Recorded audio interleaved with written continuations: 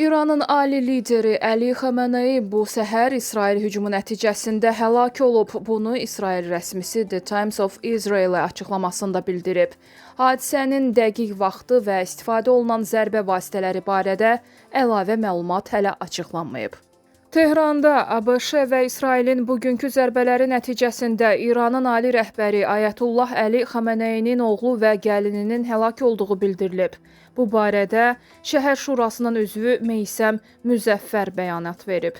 Onun sözlərinə görə zərbə nəticəsində ali rəhbərin oğlu Seyid Müçtəba Xamenei və həyat yoldaşı həlak olub.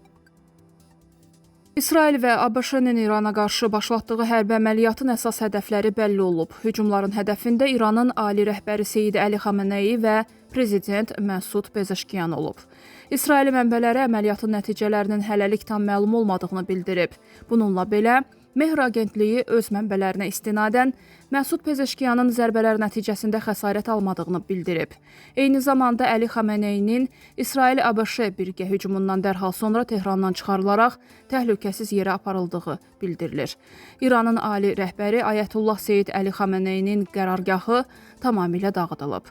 The New York Times qəzeti isə qeyd edir ki, sözü gedən hücum ABŞ-nın 2025-ci ilin iyun ayında İranın nüvə obyektlərinə endirdiyi zərbələrdən daha geniş miqyaslıdır.